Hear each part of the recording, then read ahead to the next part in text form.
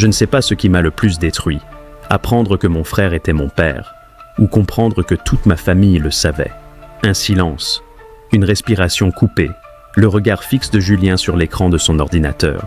Le résultat du test ADN vient de tomber, et en une ligne froide, mathématique, toute sa réalité bascule.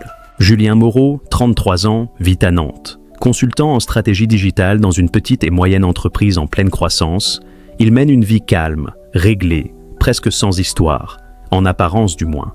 De nature discrète et plutôt introvertie, Julien préfère l'ordre au chaos, le silence au drame. Il n'a jamais été très proche de sa famille, mais il respecte les traditions. Alors, chaque Noël, il retourne chez ses parents dans leur maison de campagne en Vendée. C'est là qu'il retrouve son frère aîné, Marc, 48 ans, chirurgien respecté à Bordeaux, marié, 2 enfants, l'image parfaite du fils modèle. Julien a grandi avec cette admiration distante pour Marc, toujours plus charismatique, plus sûr de lui, plus adulte. Le fossé entre eux ne s'est jamais comblé. Un écart de 15 ans, c'est une éternité quand on est enfant. Ce qu'il n'a jamais dit à personne, c'est le sentiment étrange, presque honteux, qu'il a toujours ressenti à chaque réunion familiale, comme si quelque chose clochait, comme si un mensonge planait dans l'air. Mais il n'a jamais su mettre de mots dessus, jusqu'à ce fameux jour de janvier, à la machine à café du bureau, quand une collègue enthousiaste lui propose « Tu devrais essayer, Julien, le test ADN, c'est génial. Tu peux découvrir tes origines, retrouver des cousins lointains, c'est super drôle. » Julien rit sans grande conviction, mais l'idée germe. Il commande un kit par curiosité, juste pour voir, sans se douter une seule seconde que ce geste anodin allait ouvrir une boîte de Pandore. 3 semaines plus tard, un email lui annonce que ses résultats sont disponibles. Et là, tout bascule. Ce qu'il lit dépasse l'imagination.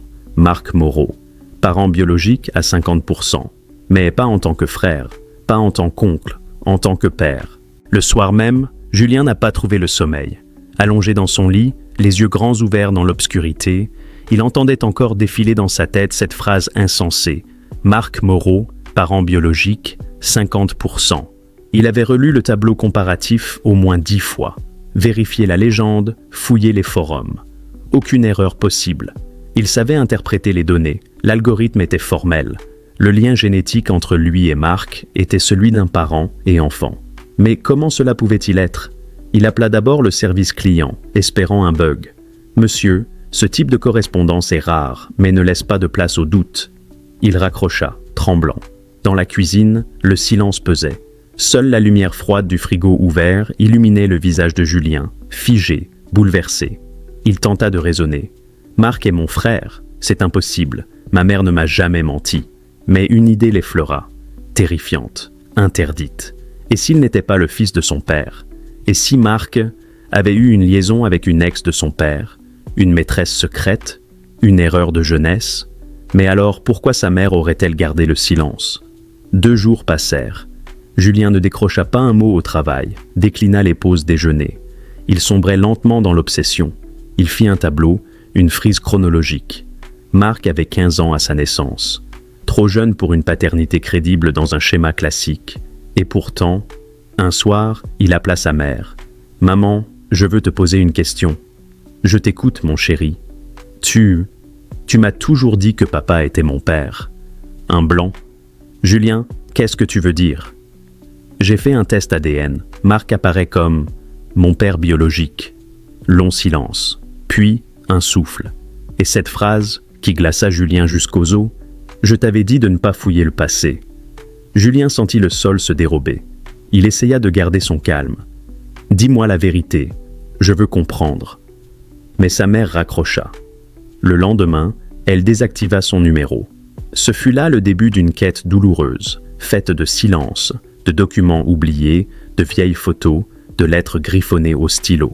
Julien allait devoir creuser, se salir, déterrer les vérités qu'on avait voulu enfouir sous des décennies de respectabilité. Car sous le vernis lisse de cette famille, exemplaire, quelque chose de monstrueux semblait l'attendre. Le dimanche suivant, Julien se rendit seul à la maison de ses parents, sans prévenir. Il arriva en fin d'après-midi. Le portail grinça comme un avertissement, et la lumière d'hiver dessinait des ombres longues sur la façade. Il connaissait ce décor par cœur, mais pour la première fois, il avait l'impression de pénétrer sur une scène de crime. Personne n'était là. Sa mère, vraisemblablement parti s'isoler. Son père, comme souvent, en déplacement professionnel. Il avait toujours été l'ombre tranquille de la maison. Julien entra par la véranda. Il ne savait pas encore exactement ce qu'il cherchait, seulement qu'il devait fouiller. Il passa par le salon, grimpa à l'étage, ouvrit les placards, les boîtes, les tiroirs, méthodiquement. Rien. Rien de visible en tout cas.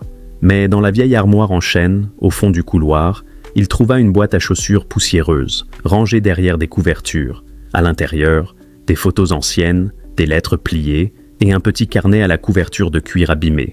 Il reconnut immédiatement l'écriture de sa mère. Il ouvrit au hasard. Août 1989. Je n'arrive pas à me regarder dans un miroir. J'ai honte. Mais que pouvais-je faire? Ils ont dit que je détruirais la famille si je parlais. Et puis, il a tellement pleuré, Marc. Il disait qu'il n'avait pas voulu, que c'était un moment de folie. Julien s'arrêta de respirer. Il relut la phrase, 1, 2, 3 fois. Il n'avait pas voulu. La pièce tourna autour de lui. Il posa le carnet. Ses mains tremblaient. Ses yeux se remplirent de larmes brûlantes qu'il ne comprenait pas encore. Il lut une autre page. Quand j'ai découvert que j'étais enceinte, j'ai voulu disparaître. Mon père a dit que ce serait notre honte éternelle, que personne ne devait savoir. Ils ont dit que l'enfant serait élevé comme le cadet, que Marc, lui, ferait comme si de rien n'était. Il y avait là une confession, un secret d'une violence inouïe, et il en était le fruit. Julien tituba en arrière. Il tomba sur le lit, les mains sur le visage, étouffant un cri. Tout ce qu'il pensait être son monde venait de s'effondrer.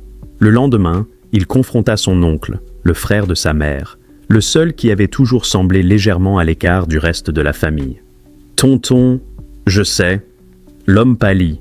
Il voulut nier. « Tu sais quoi, Julien?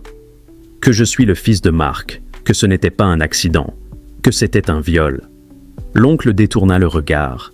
Il murmura « Ta mère a failli mourir de honte. » Mais à l'époque, on faisait tout pour éviter le scandale. Le père Moreau voulait protéger la réputation, pas sa fille. Julien ne put retenir ses larmes. Ils m'ont élevé comme le frère de mon propre père, comme si j'étais un mensonge vivant. Son oncle brisé dit seulement « On a tous été lâches, Julien. » Ce fut à cet instant que Julien comprit. Ce n'était pas seulement un secret de famille, c'était un pacte de silence, un pacte cimenté par la peur, la honte et le besoin de respectabilité. Et lui, Julien, était la preuve vivante de ce crime dissimulé. Un enfant né de l'horreur, trahi par tous. Les jours qui suivirent furent un cauchemar éveillé. Julien ne mangeait presque plus, dormait à peine. Il oscillait entre colère pure et vide absolu. Chaque fois qu'il croisait son reflet, il se demandait « Qui suis-je, vraiment ?» Il pensait à Marc, ce frère devenu père, ce père devenu monstre. Mais il y avait aussi cette autre voix dans sa tête, celle du doute. Avait-il eu conscience de ce qu'il faisait? Il n'en savait rien. Il n'en savait plus rien. Alors Julien décida de le confronter. Il prit sa voiture, roula 5 heures jusqu'à Bordeaux. Devant la clinique privée où Marc exerçait, il resta une demi-heure à l'attendre. Lorsqu'il le vit sortir, costume impeccable, cartable en cuir à la main, sourire aux lèvres, il sentit une haine glacée lui monter à la gorge. Mais il se retint. Il le suivit discrètement jusqu'à son domicile, une grande maison bourgeoise dans un quartier résidentiel. Il attendit qu'il soit seul. Puis, il sonna. Marc ouvrit, surpris. « Julien, qu'est-ce que tu fais là ?» Julien fixa son regard, sans détour. « Tu sais très bien pourquoi je suis là. » Un blanc. Les traits de Marc se tendirent. « Tu veux entrer ?» Il s'assit dans le salon, pas un mot pendant de longues secondes. Puis Julien sortit le carnet, le jeta sur la table. « Tu l'as violé. » Marc devint livide. Il voulut se lever. Julien le cloua du regard. « Assieds-toi. Tu ne sortiras pas d'ici tant que tu ne m'auras pas dit la vérité. » Marc prit le carnet d'une main tremblante, le feuilleta. Puis il dit, à voix basse, « Je n'ai jamais voulu ça. J'étais un gamin, paumé, en colère, et elle ne m'a pas repoussé. Je pensais qu'elle m'aimait aussi. » Julien se leva brusquement, le regard brûlant. « Elle avait 17 ans, tu en avais 15 de plus. Tu étais son frère, tu l'as détruite. » Marc ne répondit pas. Il se mit à pleurer. Pas des larmes de théâtre, des sanglots de panique, comme si le passé le rattrapait enfin. « Je voulais disparaître après ça, mais ils m'ont dit qu'on devait faire comme si rien ne s'était passé. Mon père m'a obligé au silence. Il disait que si je parlais, il me renierait. Julien n'entendait plus. Il voyait flou. Il voulait hurler, frapper. Mais quelque chose en lui se brisa. Et moi, Marc, qu'est-ce que je suis pour toi? Un souvenir honteux? Un rappel vivant de ton crime? Marc murmura « Tu es mon fils », même si je ne le mérite pas. Julien éclata de rire, un rire nerveux, presque douloureux. « Non, je suis ton châtiment. » Il quitta la maison sans un mot de plus, marcha longtemps dans les rues, le vent glacé sur le visage. Il avait la nausée, mais aussi une certitude. Il ne pouvait pas garder ça pour lui. Ce secret allait le tuer de l'intérieur. Alors, il prit une décision. Il allait raconter son histoire, tout, et tant pis pour les conséquences. Julien rentra chez lui tard dans la nuit. Il ne se souvenait plus du trajet. Ses mains tremblaient encore, ses oreilles bourdonnaient. Il se sentait vidé et prêt. Le lendemain matin, il alluma son ordinateur. Il ouvrit un document vierge. Il fixa l'écran. Puis il écrivit « Ce que vous allez lire est une histoire vraie, la mienne. Une histoire qu'on m'a volée, puis recousue avec du mensonge. Une histoire d'abus, de silence, de respectabilité pourrie jusqu'à l'os. » Il raconta tout. Le test ADN, les lettres de sa mère, la confrontation avec Marc. Il hésita. Puis il nomma les choses. Inceste, viol, trahison. Il signa de son vrai nom. 2 jours plus tard, il posta son témoignage anonymement sur un forum de victimes. Le texte se propagea comme une traînée de poudre. Il fut relayé sur Twitter, repris sur TikTok, intégré à un article de Mediapart sous le titre « L'enfant du mensonge, quand le silence familial couvre l'inceste ».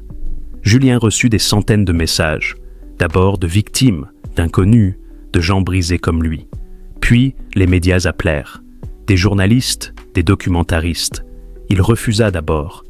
Mais un message changea tout. Une femme, 55 ans. Elle disait s'appeler Élise. Son message disait « Votre témoignage m'a sauvé. Moi aussi j'ai grandi avec ce poison dans le ventre. Je n'ai jamais osé parler. Merci d'avoir eu ce courage que je n'ai pas eu. » Julien pleura longtemps ce soir-là. Pas de douleur, de reconnaissance. Mais tout le monde n'applaudissait pas. Une semaine après la publication, Julien reçut une mise en demeure de la part de la famille Moreau pour diffamation. Marc, de son côté, avait suspendu son activité médicale. Les avocats parlaient, les proches murmuraient, les journalistes fouillaient. Sa mère ne donnait toujours aucun signe de vie. Julien, pourtant, resta droit. Il fut invité sur un plateau télé. Le journaliste lui demanda « Pourquoi parler maintenant ?» Julien répondit, d'une voix calme « Parce que j'ai passé 33 ans à vivre dans un mensonge, et que le silence, c'est ce qui protège les monstres. Mais une chose manquait, une chose qu'il redoutait plus que tout, revoir sa mère. » Le mois de février s'achevait quand Julien reçut enfin un appel. Numéro masqué, il décrocha. « Allô ?» Silence. Puis une respiration. Et la voix, brisée, doucement familière. « C'est moi ?» Il n'avait pas entendu sa mère depuis le jour de la révélation. Julien se figea. « Maman ?» Elle dit simplement « On peut se voir ?» Ils se retrouvèrent dans un petit café discret, à 2 heures de Nantes. Elle portait un manteau beige, des lunettes sombres. Elle avait maigri. Beaucoup. Mais elle gardait cette posture digne, presque rigide. Ils s'assirent. Pas un mot pendant de longues minutes. Puis Julien prit une grande inspiration. « Pourquoi ? Pourquoi tu m'as fait vivre dans le mensonge ?» Elle serra sa tasse entre ses mains, les jointures blanchies. « Parce que j'étais brisé et qu'on m'a appris qu'une femme brisée, ça doit se taire. » Julien sentit ses larmes monter, mais il les retint. Il avait trop pleuré. « Tu aurais pu me dire la vérité. Tu aurais pu me libérer de ce poison. Et dire quoi ? Que ton frère t'a engendré ? Que j'ai dû te regarder chaque jour et t'aimer malgré le souvenir de ce qu'il m'a fait ? Je t'aimais, Julien. C'est la seule chose que je savais faire. » Il la regarda longuement. Il ne savait plus s'il devait la haïr ou la plaindre. « Tu savais, tu as regardé Marc s'élever, devenir chirurgien, homme respectable, et tu n'as jamais rien dit. » Elle hocha lentement la tête. Les larmes coulaient maintenant. « Je l'ai haï, mais j'étais jeune. On m'a dit de me taire pour le bien de tous. Je me suis tu, et le silence est devenu ma prison. Et moi, maman, moi dans tout ça ?» Elle tendit la main, mais Julien la recula doucement. « Tu étais mon fils, mon amour, mais tu étais aussi le rappel vivant de ce que je voulais oublier. » Cette phrase, il l'a ressentie comme une gifle. Ils restèrent là, dans le silence. 2 générations de victimes, séparées par une culture de honte et de soumission. Mais Julien savait, désormais, qu'il n'obtiendrait pas la justice de cette femme, ni vengeance, ni réparation, seulement la vérité. Et c'était déjà immense. Il quitta le café, le cœur lourd, pas en paix, pas guéri, mais debout. Les semaines passèrent. Julien reçut une invitation inattendue. Une école de journalisme à Paris organisait une table ronde sur les secrets de famille, les tests ADN et les silences intergénérationnels. On voulait qu'il témoigne devant des étudiants. Il hésita, longtemps, mais il accepta. Le jour venu, il prit la parole devant une centaine de jeunes adultes, au regard curieux, parfois bouleversés. Il parle sans notes, sans détour. Pas de pathos, juste la vérité. J'ai grandi en pensant que le silence protégeait les gens. Aujourd'hui, je sais que c'est ce même silence qui m'a détruit. Une main se leva dans la salle. « Est-ce que vous avez pardonné ?» Julien resta un moment muet, puis répondit « Le pardon, ce n'est pas ce qu'on croit. Ce n'est pas excuser. Ce n'est pas oublier. C'est décider que ce qu'on nous a fait ne nous définira pas. » Il vit des têtes hochées. D'autres essuyaient une larme. Plus tard, alors qu'il rangeait ses affaires, une jeune femme l'aborda. « Merci. J'ai découvert récemment que mon grand-père était en réalité mon père biologique. J'avais l'impression de devenir folle. Votre témoignage me donne une forme de repère. » Julien lui serra la main. Il ne dit rien. Pas besoin. Ils savaient tous les deux. À la sortie, il reçut un appel. Une journaliste de France 5. On préparait un documentaire. Il pourrait témoigner, à visage découvert, ou non. Julien réfléchit, longtemps. Puis il dit « Oui, mais à visage découvert. » Il avait décidé. Son histoire ne serait plus une rumeur ou une légende honteuse. Elle deviendrait un outil, une arme, une lumière pour ceux qui, comme lui, avaient grandi dans l'ombre. Mais la nuit suivante, il rêva de son père officiel, l'homme bon, calme, qu'il avait élevé. Il se réveilla en sueur. Était-il complice? Avait-il su? Était-il lui aussi un pion dans cette mascarade? Il n'eut jamais la réponse. L'homme était mort depuis 3 ans. Julien alluma la lumière, se leva. Et dans le miroir, il regarda longuement ce visage qui portait à la fois le poids d'un crime et la dignité d'une révolte.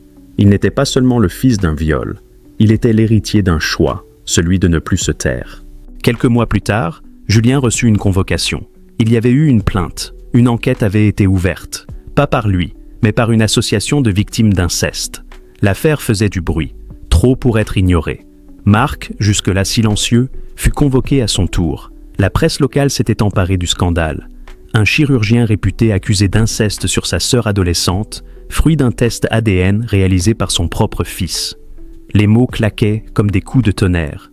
Julien reçut des lettres anonymes, certaines de soutien, d'autres d'une violence crue. Pourquoi détruire une famille? Tu mens pour attirer l'attention. Mais Julien tenait bon, car ce n'était pas sa famille qu'il détruisait, c'était leur mensonge. L'audience eut lieu à huis clos. Julien s'assit face à Marc pour la seconde fois. Pas en civil, mais en justice. Il y avait là un juge, 2 assesseurs, et un silence aussi épais qu'un mur. Le juge demanda « Monsieur Moreau, avez-vous eu un rapport sexuel avec votre sœur en 1989 ?» Marc regarda Julien, puis baissa les yeux. « Oui. » Julien se crispa. « Était-ce consenti ?» Marc murmura « Je ne sais plus. Elle ne voulait pas. Mais elle n'a rien dit. J'étais en colère. Je l'ai forcée. » Une des assesseurs grimaça. Le juge griffonna sur son dossier. « Et vous saviez que Julien était votre fils ?»« Oui, depuis toujours. » Julien sentit son cœur s'arrêter. Il n'y avait donc jamais eu de doute, seulement une volonté délibérée de nier. À la sortie, un silence glacial régnait sur la place du tribunal. Pas de caméra, pas d'applaudissements. Mais Julien s'en moquait. Il savait qu'à ce moment précis, quelque chose venait de se briser. Non pas lui, mais la mécanique du secret. Il avait été jusqu'au bout. Il avait refusé de disparaître. Un soir, en rentrant chez lui, il trouva dans sa boîte aux lettres une enveloppe sans nom. À l'intérieur, une photo. Une vieille photo de famille. Marc, adolescent. Sa mère, souriante. Et lui, bébé, dans les bras de son grand-père. Au verso, quelques mots à l'encre pâlie. Ce qu'on étouffe finit toujours par hurler. Merci d'avoir parlé. Aucune signature. Mais Julien comprit. Quelqu'un d'autre dans cette famille savait. Et, peut-être, venait de sortir lui aussi de l'ombre. Quelques semaines après l'audience, Julien reçut un appel du procureur. Le dossier allait être classé. Prescription. Le mot lui coupa le souffle. Prescription. Comme si le temps effaçait les crimes. Comme si la douleur avait une date de péremption. Il explosa. Il hurla. Pas dans le téléphone, en lui. Il frappa un mur, se coupa la main. Du sang coula, mais il ne ressentit rien. Le lendemain, Julien retourna à la maison familiale, fermée depuis la mise en examen de Marc, vidée de ses meubles. Il avait récupéré les clés pour inspection successorale. Il entra seul. Une odeur de bois sec et de renfermé. Le silence. Il monta à l'étage, dans la chambre de sa mère. La lumière du matin filtrait à travers les volets, dorant les poussières en suspension. Sur la coiffeuse, un cadre photo. Sa mère, jeune. Marc, juste derrière elle, trop proche. Un détail le frappa, la main du garçon posée sur l'épaule de sa sœur, trop possessive, trop déplacée. Julien chancela. Il alla dans la chambre de Marc, restée intacte. Il ouvrit une armoire, et là, dans un vieux cartable d'adolescent, une cassette audio. Sur l'étiquette, août 1989, enregistrement journal. Julien n'hésita pas. Il trouva un vieux lecteur dans le garage. Il mit la cassette. Et ce qu'il entendit le cloua sur place. J'ai fait une connerie. J'ai pas su me contrôler. Elle me regardait comme si j'étais un monstre. J'ai paniqué. J'ai dit que c'était elle qui avait commencé. Papa m'a cru. Il a dit qu'on allait étouffer ça, qu'on allait dire que c'était un accident. La voix de Marc, adolescente, tremblante, la preuve vivante du mensonge. Julien resta là, hébété. Il tenait dans ses mains le dernier clou du cercueil familial, la preuve que tout le monde savait, et que tout le monde avait décidé de se taire. Il sortit. Il marcha dans la campagne. Le ciel était bas. Il respirait fort. Il leva les yeux. Et il jura. Pas pour lui. Pour tous les autres. Plus jamais ça. Plus jamais le silence. 2 ans ont passé. Julien a écrit un livre. Le fils du silence. Publié chez un petit éditeur courageux. Il y raconte tout, sans flouter les visages, sans détourner les noms. Il a tout assumé. Le livre est devenu un choc médiatique. Lu dans des cercles féministes, psychiatriques, juridiques. Adapté bientôt en documentaire. Julien ne se cache plus. Il témoigne dans des écoles, des hôpitaux, des conférences. Il ne cherche plus la paix. Il l'incarne. Il a transformé son chaos en vérité. Son ADN n'est plus une malédiction, c'est une preuve vivante que le silence n'est jamais une solution. Parfois, il rêve encore de sa mère, d'elle jeune, avant le drame. Elle lui parle, elle sourit, et il lui pardonne, dans ses rêves seulement. Dans la vraie vie, elle vit recluse dans une résidence médicalisée. Elle ne lit pas, elle ne regarde pas la télévision. Peut-être parce qu'elle sait, peut-être parce qu'elle ne veut plus savoir. Marc, lui, a disparu. Il n'a jamais refait surface après l'audience. Ni excuse, ni lettre. Juste une absence. Et c'est peut-être la seule chose qu'il pouvait encore offrir de juste. Julien vit désormais dans le sud, près de la mer. Il se reconstruit, lentement. Il écrit, il parle, il aime. Et quand on lui demande pourquoi il a tout raconté, il répond simplement « Parce qu'un secret qu'on ne brise pas, c'est lui qui nous brise ». Il regarde parfois les vagues et pense à l'enfant qu'il était. Celui qui ne comprenait pas, celui qui sentait sans savoir. Et il lui dit, en silence, « Tu as survécu ». Si cette histoire vous a bouleversé, si elle a réveillé en vous une vérité enfouie ou une colère silencieuse, alors ne la laissez pas disparaître. Partagez-la. Parlez-en. Commentez. Parce que c'est ensemble, en brisant les murs du silence, qu'on commence enfin à guérir. Et si vous aussi, vous portez un secret, sachez une chose. Vous n'êtes pas seul.